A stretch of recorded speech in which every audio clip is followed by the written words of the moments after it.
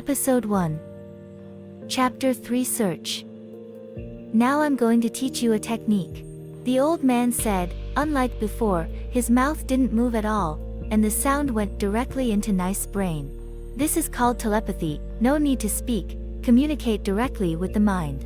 With your current abilities, you can only master some basic techniques, not like me. You're not worried at all. What if someone notices? The nice-feeling old man is really taking too much risk. There's no other way, I have to do it. These techniques can also be used to resist mind interrogation and other similar sorcery. The people in town will definitely have to pass this test. The old man seemed somewhat helpless. In fact, this should have been done last night, but he didn't have the ability to do it then. The key is to divide the child's consciousness into two parts, separating it into deep consciousness and shallow consciousness. Deep consciousness is used for thinking, which is safer, while expressing something to others is placed in shallow consciousness. This magic does not consume too much holy power, but it requires great caution. The brain is the most complex organ in the human body, and a slight mistake can lead to problems. Yesterday, he just escaped from prison, with injuries and completely exhausted. He was extremely weak and naturally didn't dare to take action. Now, after resting for a whole day and having a full meal, his injuries have almost completely healed, and his energy and physical strength have returned to normal levels. Finally, he has the ability to do this. Upon hearing the old man's words, Niss' heart tightened for a moment. He certainly knew what soul interrogation was, not only because the old man had instilled this knowledge in his mind, but also because he had witnessed the monks of the church using this sorcery during the day to reclaim the property that had been stolen from him by his servants and relatives who had betrayed him. Under this divine art, no one can tell a lie. Mind interrogation is only the lowest level of magic in the interrogation category. There are more advanced forms of magic, and the most powerful one can directly read someone's memories and find what they need. It can even trace back in time and see past events. Yesterday, he didn't know anything, so he was so bold and reckless. Now, the more he knows, the less courageous he becomes. He even wondered if he would still save the old man if he knew all this in advance. Would he simply betray the old man and exchange him for the 5,000 grosso reward? Repeatedly familiarizing himself with the newly learned skills, Niss relied solely on deep subconscious thinking to solve problems, which made him feel somewhat uncomfortable. Although one can learn it quickly, the difficult part is to turn it into a habit. He must be able to maintain this state even unconsciously. Accompany me for a while and talk. Practicing alone won't achieve anything remarkable. The old man spoke using the technique of telepathy. He doesn't want to chat with someone. This is completely for the sake of Niss. No matter how much you practice magic, it can't compare to practical application. The best proof is those bishops, no matter how they become bishops, and no matter how foolish they are, as long as their abilities reach the level of a bishop, they will not be inferior in any way. One reason is that they must often preside over religious ceremonies, frequently help the people, pray for blessings, and bestow grace during the simplest ceremonies, and in the whole process, they also have to perform dozens of divine arts. The more they practice, the more skilled they naturally become. The old man's proposal coincides perfectly with Niss' thoughts. During the day, he suddenly heard that there was something suspicious about his father's cause of death, and at that moment, he wanted to ask the old man. A relative told me that my father did not die from an accident, but was murdered. Someone on the carriage deliberately caused this incident. Niss said everything he knew. You said your father died from falling off a car. The old man frowned. He had heard Niss mention this matter last night, but he hadn't paid attention to the whole detail. Did he drink alcohol? The old person asked persistently. No. Niss is certain about this point. His family is involved in winemaking, but his father has always been a light drinker, more inclined to tasting wine than actually drinking it. He didn't know the reason before, but last night the old man mentioned that his father might have been a member of a mysterious organization called Fu Ji Hui, which gave him a speculation. Perhaps his father restrained himself like this because he was afraid of revealing flaws after getting drunk. That's not possible then. I told you yesterday that your father is likely a member of the Symbol Society. During the day, I further examined these letters and notes and found some clues. Your father should be a follower of the messenger god of the symbol society, Mercury. The old man shared his new discovery, which he had originally planned to talk about after leaving here, but now couldn't wait any longer. Moloch, the god of ancient pagans? Niss used to often listen to his father telling stories, so he still has some understanding of this deity. In his impression, this is definitely not a powerful deity, but someone who does errands. At this moment, he was a bit puzzled about how the symbol would be related to the gods of ancient pagans.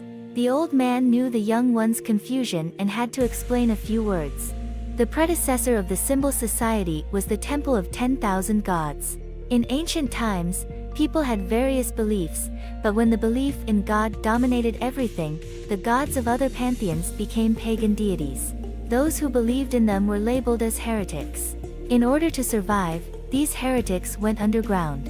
Since they could no longer worship idols, they used symbols as substitutes. This is the origin of the name, Symbol Society. Are the members of the Fujin Society very talented? Niss is most interested in this point. However, he doesn't have much expectation for Mercury, the messenger god. Among the gods, although Mercury is not considered weak, he is notorious for being useless. His greatest strength lies not in his power, but in his cunning. This question makes the old man difficult to answer.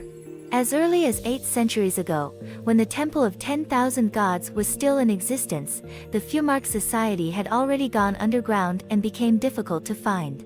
Even if they were found, it would depend on which deity's followers they were.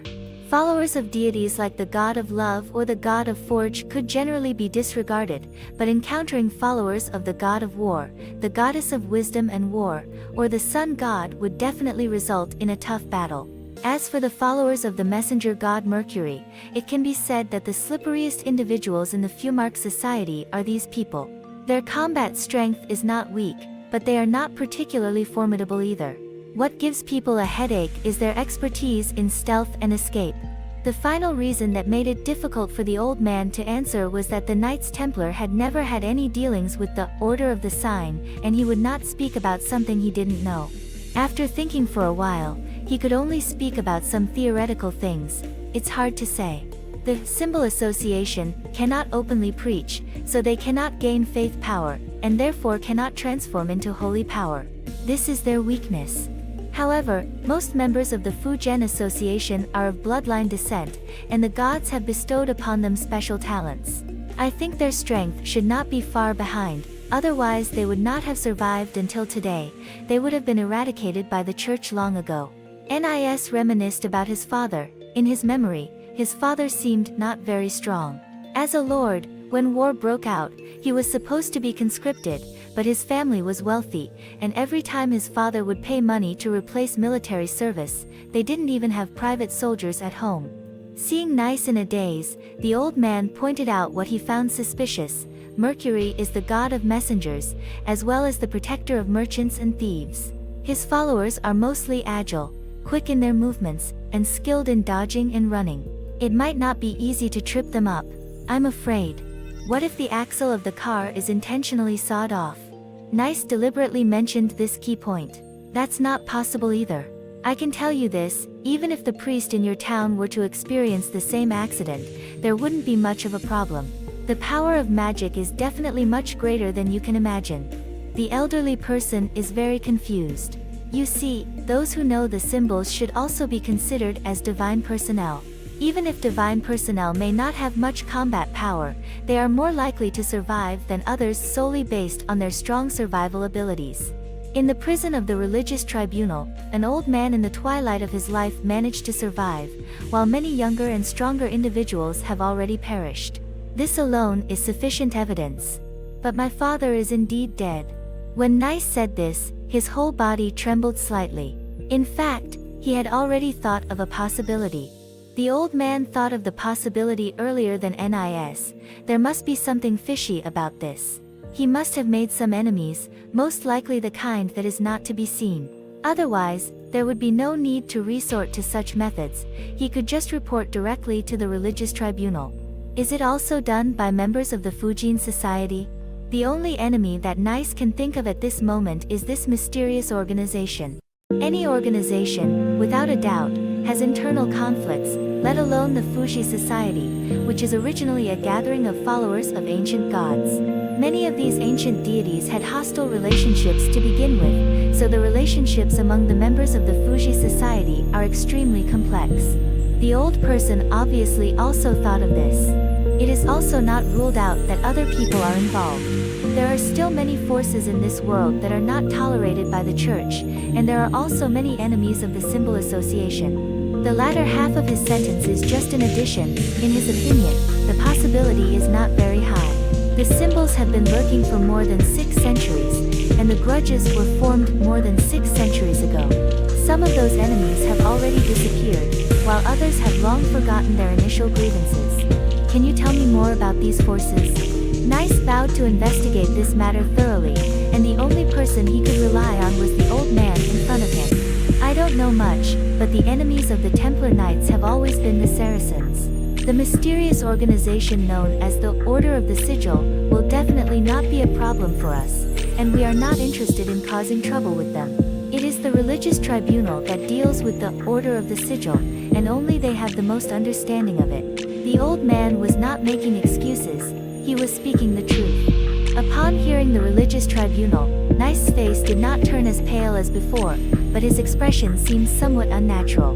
That is not a pleasant place after all. In the early morning, another round of rooster crowing woke Nice up from his sleep, followed by barking sounds coming from all directions. Those are definitely not the dogs in town, as there aren't that many dogs in town. Nice climbed up from the ground in an instant, knowing that what was bound to happen would come. After breakfast, Nice climbed to the rooftop of the winery and saw groups of soldiers entering. They barged into houses and drove out the people inside. The people in the 2 houses next to his were also forced out. The soldiers didn't dare to come here, as the bishop was indeed a very useful shield. After about half an hour, several soldiers entered the town, leading a dozen dogs. Those dogs were absolutely terrifying. They were huge, standing taller than a person, strong like a young calf. Their heads were also very big, with sagging cheeks and 2 sharp fangs protruding from their lips, their gaze fierce and ferocious. Most households in the town also keep dogs. When the dogs in the town see these dogs, they all obediently lie down on the ground, their bodies seemingly trembling. A knight rode on a horse behind the group of dogs, clearly the commander in charge of this search. Nice's pupils contracted as he saw the horse he had hidden in the woods by the river being led over. The dogs immediately surrounded it, sniffing and investigating. The horse appeared extremely frightened, neighing and continuously backing away. 2 people walk a dog, searching every house in this town. The knight ordered. The soldiers who drove the people out of their houses in the town came over one after another. Following the orders, they formed pairs and each led a dog, scattering in different directions. Nice's family was among the first to be searched. It is not that someone doubts him, but because once this building is inspected, the servants can come immediately to clean, and the chef needs to prepare as well. The bishop has already gone to the church early in the morning and will only return around noon. Everything must be completed before he comes back. When the 2 soldiers entered Nice's house with a dog, it was the monk next to the bishop who opened the door. Search everywhere, search carefully, but make sure your hands and feet are clean. Also, keep your dog on a leash, don't let it break anything. Even if it breaks a plate, you can't afford to compensate for it. The master ordered with a cold face. 2 soldiers secretly cursed their luck, but dared not disobey. One of them had to stoop down and grab the dog's collar directly with his hand. This made it easier to control. The search began in the living room. In addition to a long table and 2 rows of chairs, there is also a Bavarian-style cabinet in the living room, on which a complete set of ceramic tableware is displayed. This is also a kind of show-off. Similarly, this is also the most suspicious place. If there is a secret room in the living room, then the door is usually behind it. If it were someone else's house, those 2 soldiers would definitely move the cupboard, but now they dare not. Just as the monk said, even if they break a plate, they cannot afford to compensate for it. The 2 of them are holding the dog, sniffing around the cupboard. This thing was just moved in yesterday. That monk said impatiently. Yesterday, not only did Nice supervise the servants' work, but he also kept an eye on everything. At that time, he had already thoroughly inspected every corner here.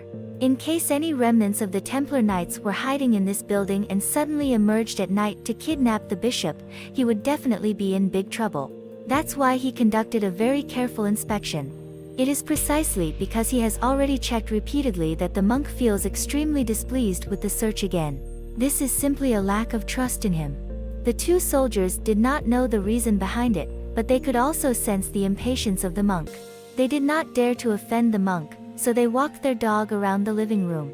Seeing that the dog had no special reaction, they headed upstairs. They didn't know that the dog faintly caught a scent, but the scent was very weak and mixed with many other smells, making it difficult for the dog to determine. After saving the old man, Niss had entered and exited the room several times. At that time, the old man's body was covered in bloodstains, and his wounds were rotting and emitting a foul smell. The odor was indeed strong and had stuck to Niss, who brought it into the room. Fortunately, yesterday the entire room was thoroughly cleaned to accommodate the bishop. Niss even ordered the servants to wax the floors, stairs, window sills, and other areas. To outsiders, Niss is seen as a pretext, deliberately tormenting those servants who have betrayed him. In addition, there is also an intention to flatter the bishop. No one would have thought that he was actually trying to destroy the evidence. There are 2 bedrooms upstairs, 1 study room, and 1 small lounge. The monk stood in front of the door of one of the bedrooms. Last night, the bishop himself slept here. He has searched every corner thoroughly, and there is absolutely no trace of suspicion. The master did not let them in because there was a woman inside. This kind of thing is already commonplace in the church, but it is not very honorable to be exposed in public. Moreover, besides that woman, the jewelry, silk, and other valuable items that were recovered by the church are now piled up in the bedroom, for that woman to enjoy as she pleases. This kind of thing should not see the light of day. The 2 soldiers were very clever. Besides, they didn't believe that the remnants of the escaped Templar Knights would hide in the bishop's bedroom. Since this room cannot be searched, they went to search the other 2 rooms. The 2 soldiers were unaware that there was an attic in that bedroom, which was imbued with the scent of the fugitive they were searching for. Niss could find an excuse to clean up all the other areas, but they couldn't do it on the ceiling and attic. He couldn't possibly wax the ceiling.